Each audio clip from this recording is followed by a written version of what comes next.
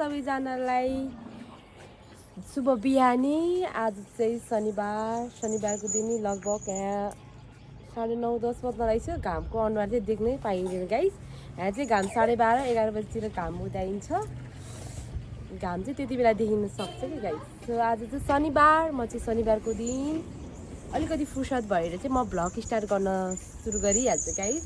अब यही बोल्दा बोल्दा केही मिस्टेक हुन्छ हजुरहरूले बुझेर ज्ञान दिएर मलाई कमेन्ट गर्नु ल।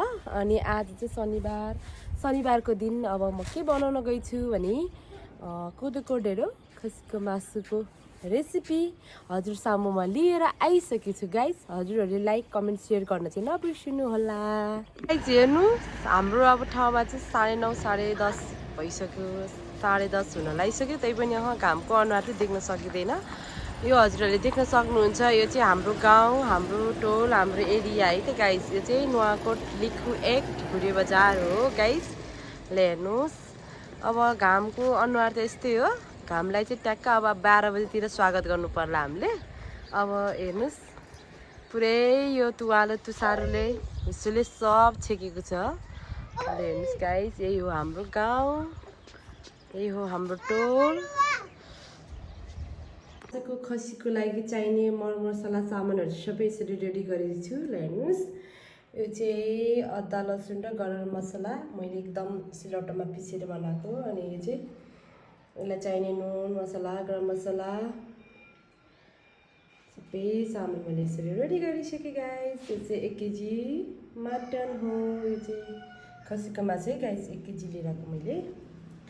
म चाहिँ यसरी बनाउँछु। हजुरहरूले कसरी बनाउनुहुन्छ कमेन्ट गर्नु होला है। मैले चाहिँ आज बनाउन गएको खसीको मासुको रेसिपी र कोदोको ढेँडोको रेसिपी म हजुर सामु यसरी नै बनाउँछु। हजुरहरूले चाहिँ साथ दिनु होला है त गाइस। ल हेर्नु, यसलाई चाहिँ चाहिने मरमसलाहरू यसरी छ।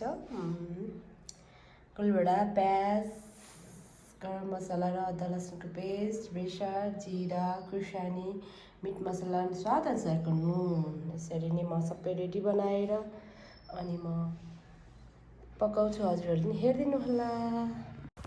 हेर्नु साथी, फर्स्ट अफ अल म चाहिँ पहिला ग्यास बालेँ, त्यसपछि मैले चाहिँ पकाउनलाई प्रेसर कुकर युज गरेँ। किनकि आज प्रेसर कुकरमा खसीको मासु पकाएर खान मन थियो। त्यसमाथि खसीको मासु प्रेसर कुकरमा पकाउँदा मजाले गल्छ। त्यही भएर मैले चाहिँ प्रेसर कुकर युज गरेँ। हजुरहरूले नि घरमा अन्य कन्ती प्यानहरू युज गर्न सक्नुहुन्छ। मैले चाहिँ आज यस खसीको मासुलाई चाहिने सबै मरमसलाहरू रेडी गरिसक्यो। मैले भाँडा पनि तातिसक्यो। अब म एकछिनमा यसलाई तेल हाल्छु साथी हो। अनि यो तेल हालिसकेपछि म यसमा चाहिँ ज्वाना र मेथी पनि हाल्छु कि अलिक चिसो जान्छ। त्यस्तो चिसो मौसममा अनि ज्वाना र मेथी हाल्यो भने चिसो लागेको पनि कम हुन्छ भनेर म चाहिँ ज्वाना मेथी हाल्न गएछु साथी हो। ल हेर्नुहोस्,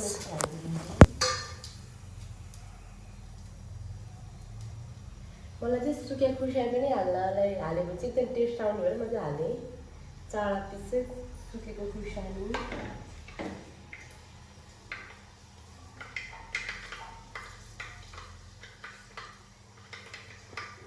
यो चाहिँ राम्रोसँग अलिक खरिनुपर्छ यो चाहिँ गाइस।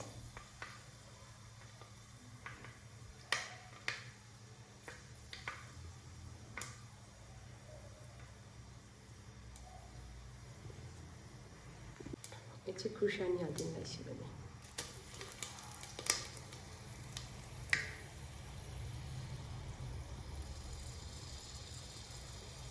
चाहिँ राम्ररी खरिसकेको छु। अनि म चाहिँ अब प्याज हाल्न गइरहेको छु गाइस। प्याज प्याज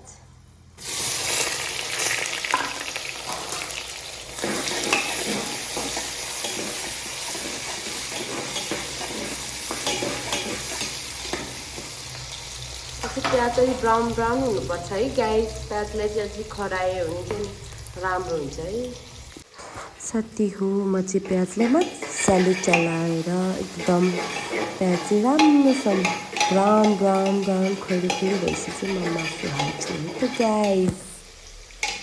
हेर्नु होला, म चाहिँ प्याजलाई मजाले भुटिरहेको छु है गाइस। त्यो चाहिँ अब ब्राउन ब्राउन भइसक्यो अनि म यसमा चाहिँ अब खसीको मासु हाल्छु है अब यहाँ खसीको मासुले हाल्छु त गाइस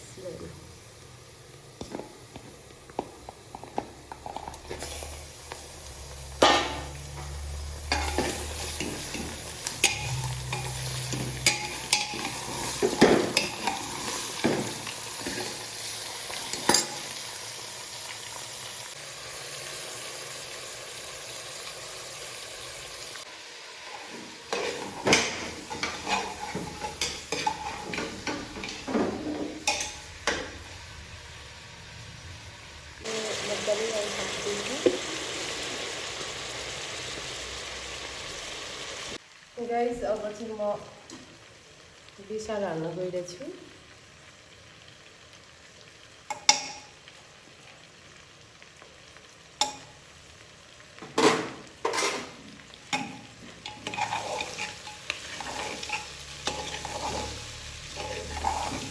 अलिअलि फ्राई भइसक्यो अब मसला हाल्छौँ मैले अब बिसार हालिसक्यो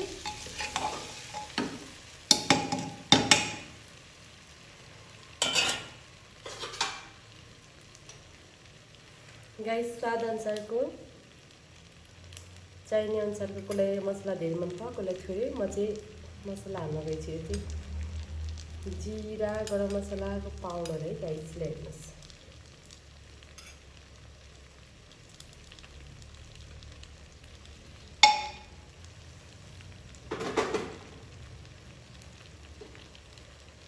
खुर्सानी घरमा चाहिँ पिरो नखाएर थोरै हाल्छु खुर्सानी गाइस ल्याउनुहोस् खुर्सानी त्यसपछि स्वाद अनुसारको नुन ल्याउनुहोस् गाइस नुन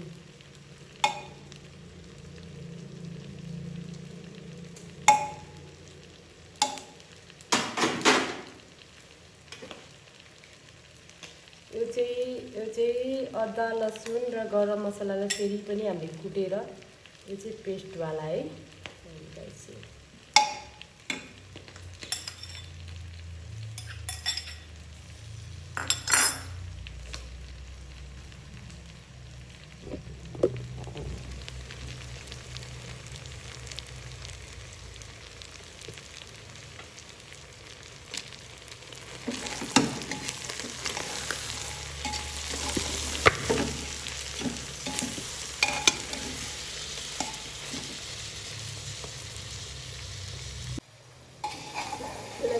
मजाले अब मसला भित्रभित्र पस्नलाई मजाले हेरेर मजाले चलाउँछु है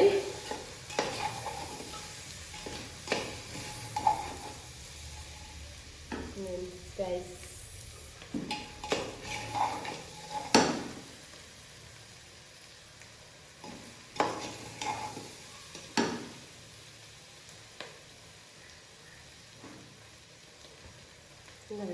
यो चाहिँ मिट मसला गाइस मिट मसला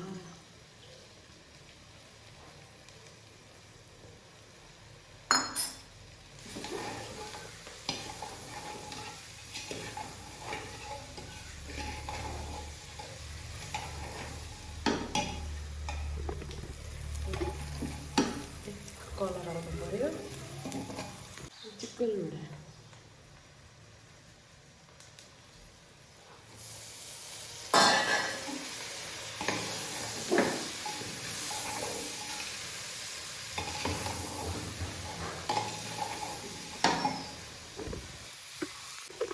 गाइस हेर्नु मैले चाहिँ त्यसलाई ग्रेभी गर्नु पर्छ थोरै पानी पनि हाल्नु है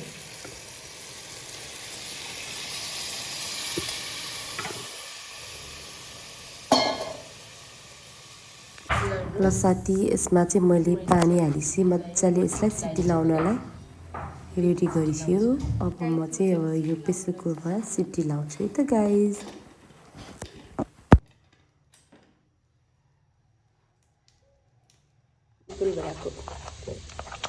फुलभिराको चटनी गाइस अब साग पनि म पकाउँछु है गाइस साग हेलो गाइस एकछिन 3-4 सिटी लगाइसक्यो यो चाहिँ पाकिसक्यो अब यसलाई म ग्यास मार्छु, त्यसपछि म साग पकाउँछु गाइस साथी हो। अब म यो सबै तरकारीहरू पकाएपछि आगोमा म ढेँडो पानी बसाल्छु। आगोमा पकाएको ढेँडो मिठो हुन्छ साथी हो। मैले हजुरहरूलाई भनिसकेको थिएँ कोदोको ढेँडो भन्थ्यो, तर कोदोको ढेँडोको पिठो नभएर मैले चाहिँ मकैको पिठोको ढेँडो पकाउन गएर चाहिँ साथी हो। अब मकैको ढेँडो पकाउँछु। हेर्नुहोस् पानी उम्लिसक्यो। अब पानी उम्लिने बित्तिकै म पिठो हाल्छु। यसलाई राम्रोसँग चलाएर राम्रोसँग पकाएर अनि यसलाई ढेँडोलाई मजाले उडाल्छु है त। ल हेर्नुहोस् यसले हेर्नु ढेँडो यो चाहिँ आगोमा पकाएको। आगोमा पकायो भने राम्रो हुन्छ भनेर गाइस मलाई चाहिँ फेरि यो दिउरीमा पकाउनु एकदम राम्रो लाग्छ। गाइस अब यसो चाहिँ उडाल्न लाग्यो है गाइस। हेर्नु है पकाएको खसीको मासु।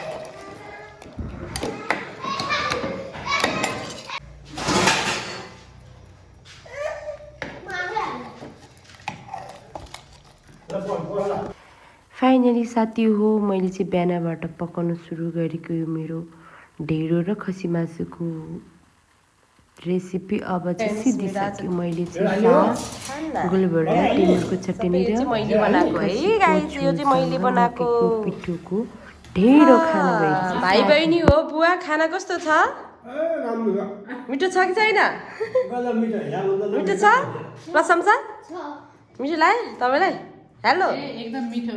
ल हेर्नु गाइस यो चाहिँ मैले आज बनाएको मेरो यो सबै मैले बनाएको गाइस। खाने भई सबैजना आउनु होला मेरो घरमा कमेन्ट गर्नु है त गाइस। ल गाइस अब चाहिँ बनाउने मान्छे चाहिँ खानु पर्यो। ल हेर्नु सिलाइसक्यो जाडो महिनाको खाना ढेँडोहरू जसलाई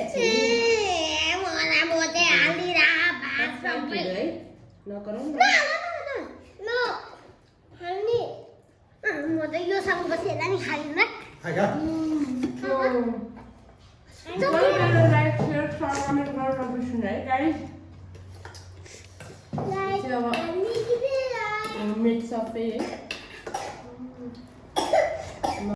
हेलो साथी हो। म चाहिँ अब खाना खाएर घाम ताप्ने स्थलखण्डमा छु।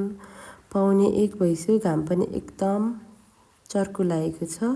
अब म चाहिँ घाम ताप्छु। सबैजनाले चाहिँ अब मेरो भिडियो हेरेर लाइक कमेन्ट केही गर्न छुट्या छ भने हजुरहरूले सल्लाह सुझाव दिनुहोला। हस्त धन्यवाद।